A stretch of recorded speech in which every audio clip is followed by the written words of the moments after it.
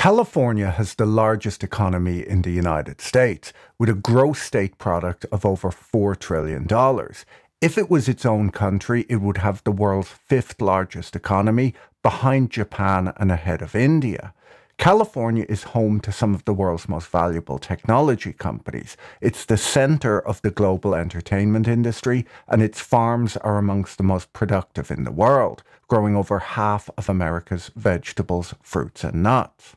California's workers are hugely productive too. The state has a GDP per capita of $104,000, which would rank it as number 6 in the world if it was a country. Tax havens, which California definitely is not, often have distorted GDP, as multinational companies frequently transfer intellectual property assets to tax havens like Ireland, which get counted as that country's GDP. Income on foreign-owned capital held in tax havens also gets counted as GDP because the income originates in that country, even if the financial firm has nothing but a P.O. box to show for it. If we exclude tax havens from the list to remove these distortions, California really stands out as the most productive place in the world. Unfortunately, some of the shine has started to come off the Golden State in recent years as companies and workers have been leaving. Elon Musk famously announced this summer that he would move the headquarters of his companies from California to Texas. He has long complained about overregulation and excessive taxation in California, but said that the final straw was a new law relating to parental rights. Critics argued that Musk was attacking the state after years of benefiting from its abundant government support, which was of course paid for by the high taxes. The president of the California Labor Federation told the LA Times that California, through tax credits, electric vehicle subsidies, and training grants, made Elon successful. It's not just Elon Musk, however. Companies like Chevron, Hewlett-Packard, Palantir, and Charles Schwab have all left the state in recent years. According to the Financial Times, over 200 companies have left California since 2019, with very few companies moving there to replace them. This contrasts with states like Texas and Florida, where the exact opposite is happening. This isn't all that new either. Research from the Hoover Institution shows that this trend began well before the pandemic and has been slowly picking up pace. They point out that corporate relocation planning takes years, giving the example of the NHRA, who left California in 2021 after a 12-year study. According to Joseph Politano at the Bureau of Labor Statistics, the biggest beneficiaries of the post-pandemic move have been states like Texas and Florida, whose economic growth has outstripped most emerging markets in recent years, with huge jobs growth too. Now, it's worth noting that despite all of this negativity, California has been growing faster than the United States overall, and the United States has experienced great economic growth in recent years. But as Texas and Florida have grown, so have jobs. But in California, there's been economic growth paired with very weak jobs growth, which is a problem. The US unemployment rate sits at 4.1%, which is not far off its low. But in California, the unemployment rate has risen to 5.3%, the highest of any US state. The recent tech and AI boom has been good for California, but not for Californians. According to the LA Times, California's homelessness problem, which has always been an issue, has grown by 40% over the last 5 years, and half of all homeless people in the United States live in California. So how is California different from the rest of the United States? How did they go from a $100 billion budget surplus 2 years ago to a budget crisis with a $73 billion deficit today? And what explains the Californian exodus and lack of new arrivals? Before we get to that, let me tell you about today's video sponsor, Delete Me. Delete Me is a subscription service that acts on your behalf to force data brokers to delete any of your personal data that they're selling online. Data brokers collect huge amounts of personally identifiable information on individuals that can include your social security number, birthday, past and recent addresses, information about your relatives, and much, much more, which they then sell online, sometimes to scam artists. Data brokers are required to delete any information they store on you if you ask, but unfortunately there are hundreds of data brokers and they don't make it easy. It could take forever to contact them all. I used Delete Me to reach out to the hundreds of data brokers on my behalf to request the deletion of my personal data and to deal with any objections. With a yearly subscription, Delete Me regularly tracks to make sure that they don't re-add your data to their lists. Get 20% off Delete Me US and UK consumer plans when you go to joindeleteme.com/Boyle and use promo code Boyle at checkout. Early settlers mistakenly believed that California was an island, entirely separated from the United States by the Gulf of California. In many ways, it developed like an island too, with its major population centers all on the coast, as it was cut off from the rest of the United States by huge mountain ranges and hard-to-cross deserts. Before rail and good roads were laid, the easiest route from the East Coast to California was by sea. The state's modern economic history began with the gold rush in 1848, which attracted over 300,000 settlers, boosting the population and infrastructure, which led to statehood 2 years later in 1850. The oil industry played a significant role in the state's early economic development too. After oil was discovered in Los Angeles in 1895, California quickly became the biggest oil-producing state up until 1936, after which reserves became depleted. Today, oil and natural gas are mostly imported into California from abroad, which partially explains the state's high energy costs. Agriculture has been a huge industry in the state too, with Californian farmers focusing on the production of the highest margin produce. The film industry is possibly what California has been most famous for around the world, and along with the tech sector, it contributes significantly to California's global cultural influence, which has been huge. The development of Silicon Valley in the late 1970s transformed California into the global leader in technology and innovation, which it remains to this day. Given the size of the state economy, it's no surprise that there's also a vibrant financial sector too. California's public universities are ranked amongst the best in the world for academic excellence, research, and innovation. They attract top-tier faculty and focus on research and development, which has driven advancements in technology, medicine, and the arts. The top Californian universities have policies in place that encourage students to take ownership of their research. Students are often given the opportunity to be named on patents that they developed and are supported by the universities in commercializing their work. The UC system has resources like technology transfer offices and entrepreneurship programs to help students navigate intellectual property rights and develop their research into marketable products or services. At other universities, the ownership of research and IP might be more strictly controlled by the institution itself. Many universities retain ownership of all IP created by students, faculty, and staff. The UC system's policies have fostered a sense of ownership, empowerment, and entrepreneurship among students and can be given credit for a lot of the innovation and business success that's come out of the state. California is famously America's most left-leaning state, earning it the nickname the People's Republic of California, and making it the whipping boy of conservatives, for whom California has long been shorthand for everything wrong in the country. The state is home to many of America's most progressive policies. It has the heaviest tax load in the country. Criminal justice policies like decarceration, deprosecution, and depolicing, these are all new words to me, have led to a crime problem that has damaged the state's image along with residents' feeling of safety. Energy prices, which are high to begin with in California, are likely to only rise higher as the state-mandated transition to a zero-carbon grid takes conventional power offline and replaces it with more expensive green sources.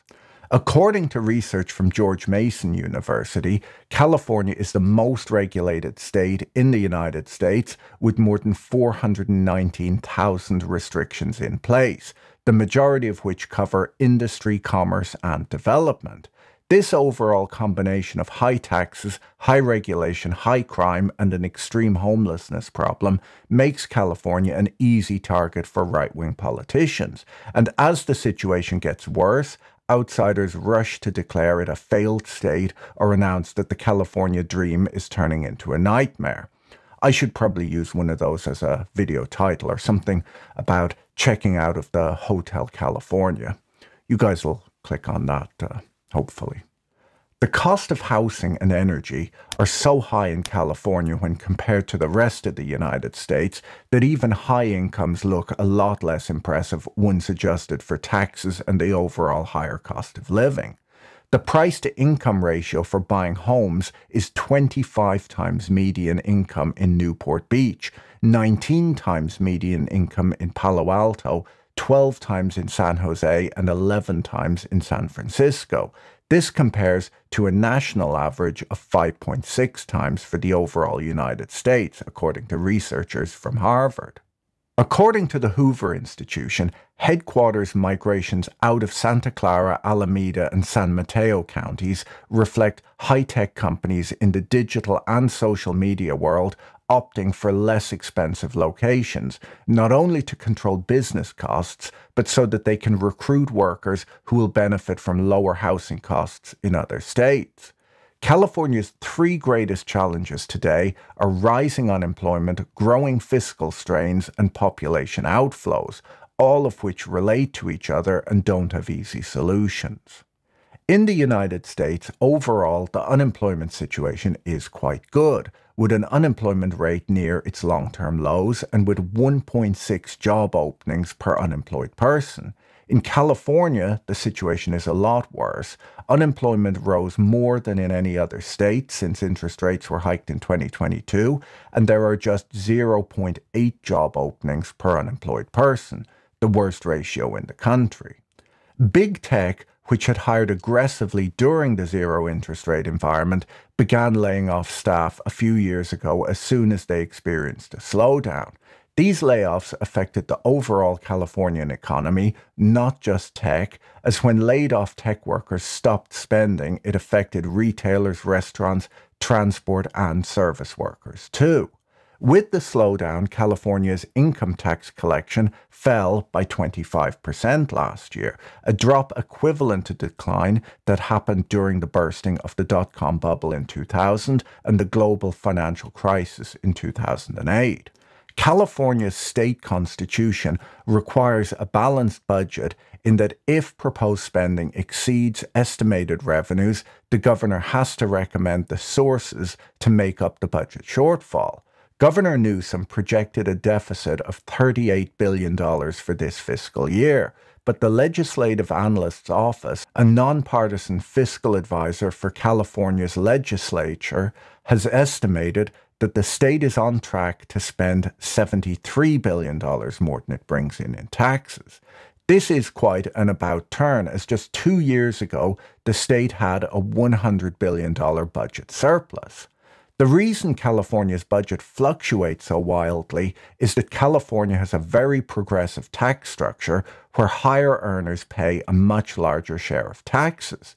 When the state's highest earners do well, the state budget does well, like in 2022.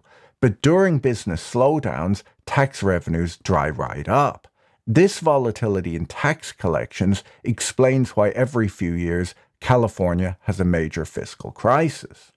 Governor Newsom defends this setup, saying that it creates a lower tax burden on low and middle-income workers. But the problem is that the policies are pro-cyclical, meaning that when the state needs to spend money during a slowdown, it has no money to spend and instead needs to cut back. it's not obvious that cutbacks on government programs that are most relied on by low-income workers during downturns benefits them.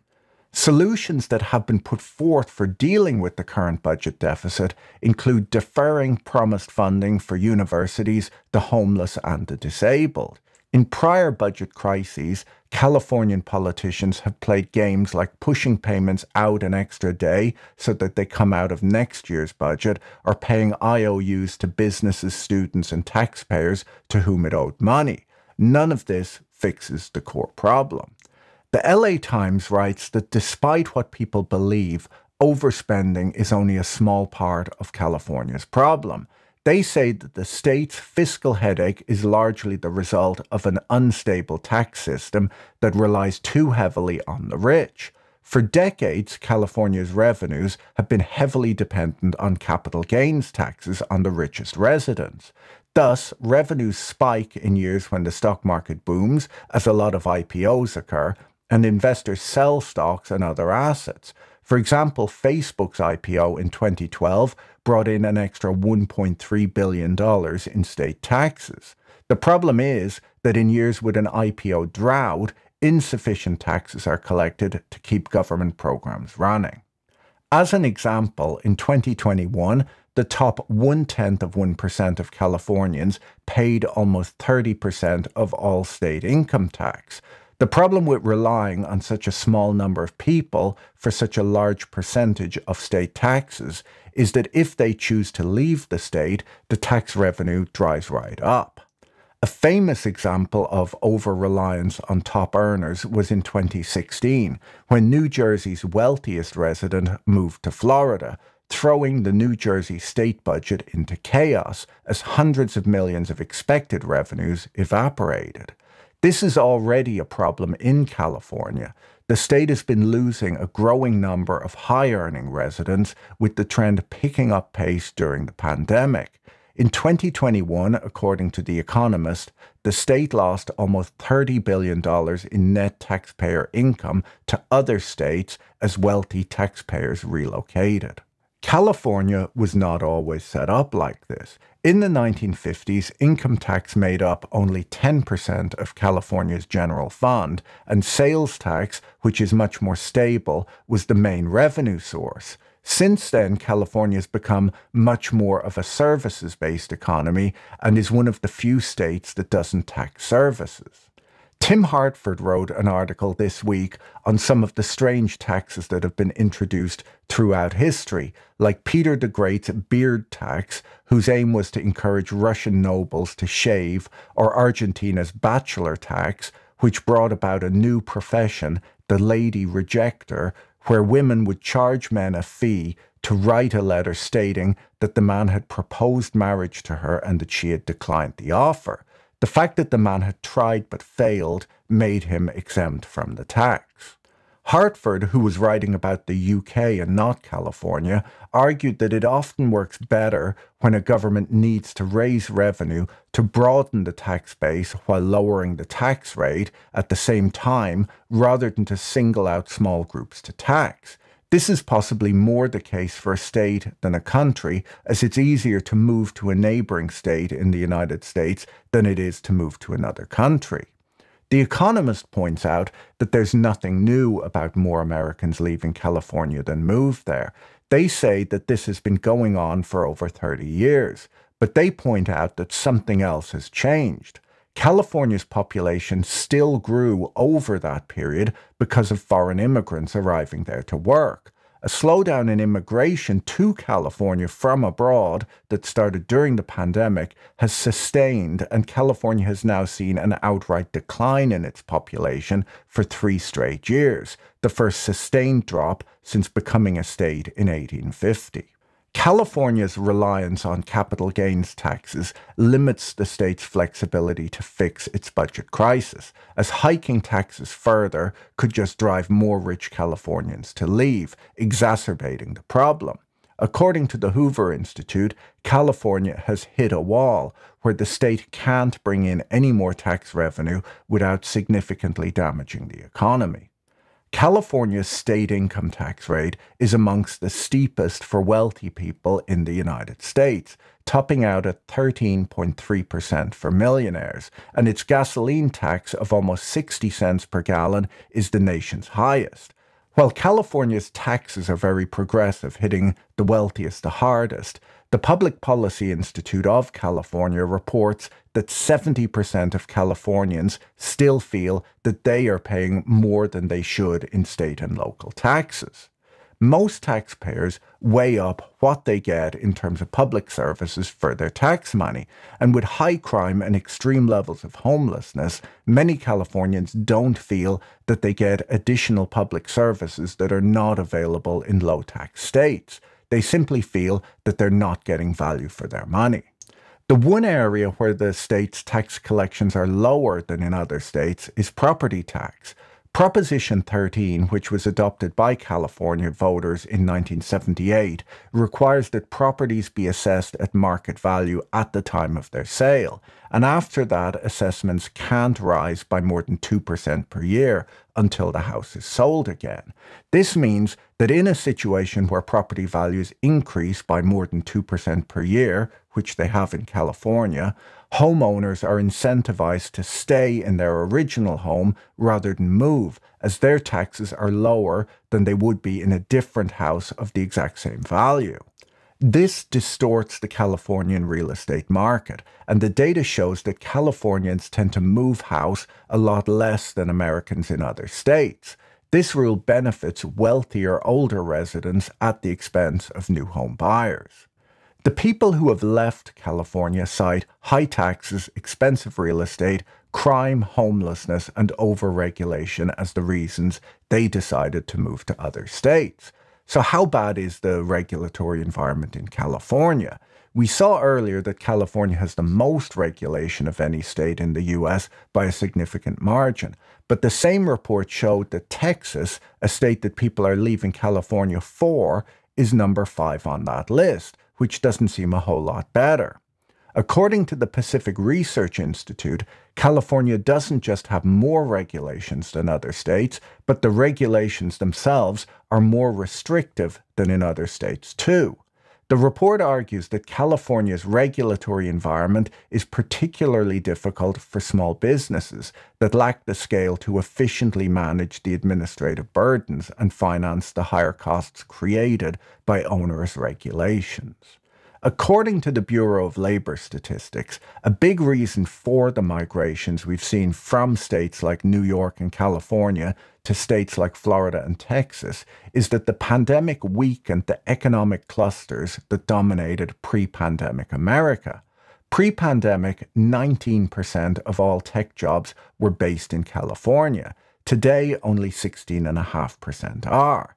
It's not just tech jobs that are moving out of state either. According to the LA Times, film and TV workers are leaving too. During the pandemic, when work could be done remotely, people moved to more affordable locations. This happened right as the tech industry was booming, which just meant that California had a smaller slice of a growing pie. Everything seemed fine. Once the tech recession occurred, as interest rates rose, California was just losing outright, with a smaller slice of a smaller pie.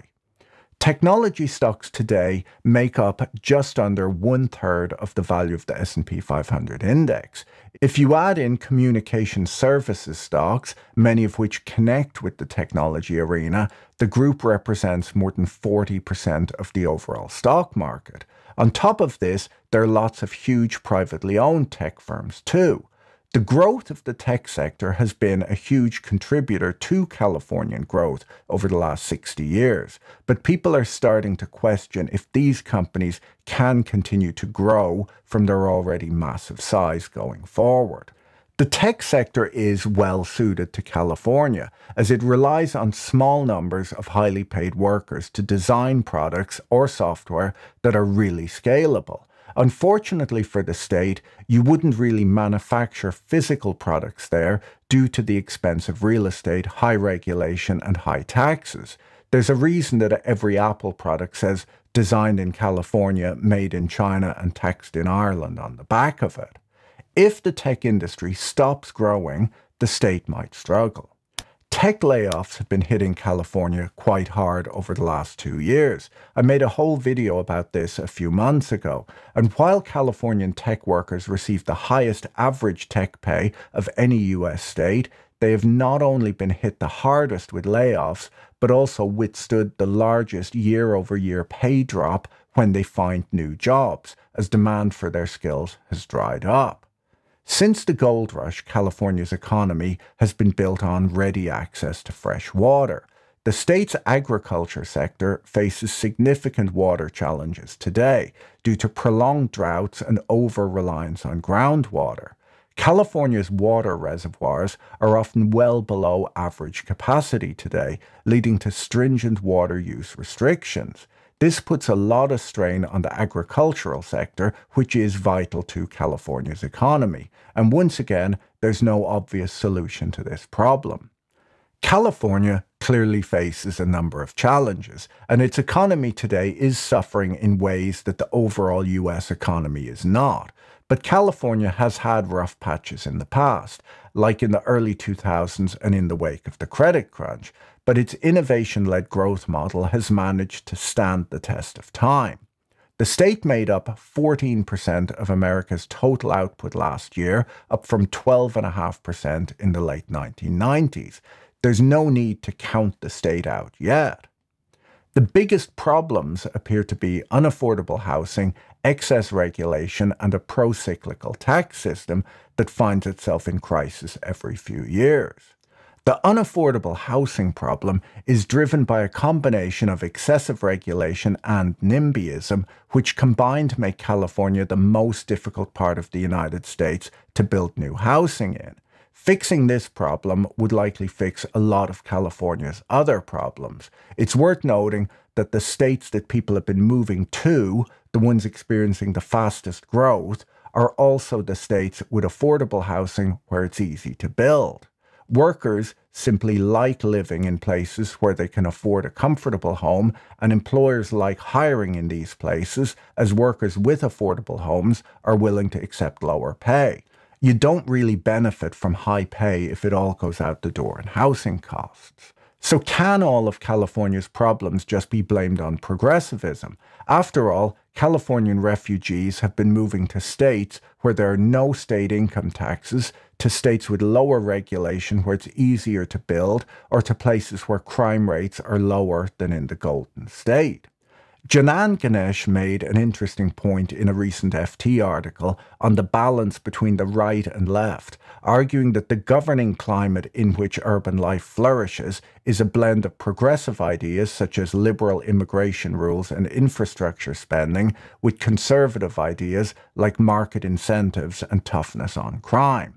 He argues that while cities might benefit most from low taxes, less burdensome regulation, and a business-friendly atmosphere, they often vote for policies that would harm them. California has been a hugely successful economy because of its ability to attract the best and brightest. And if these people are starting to move away for greener pastures, it might be worthwhile mimicking some of the qualities of the states that are attracting them away. If you found this video interesting, you should watch my video on what's driving tech layoffs next.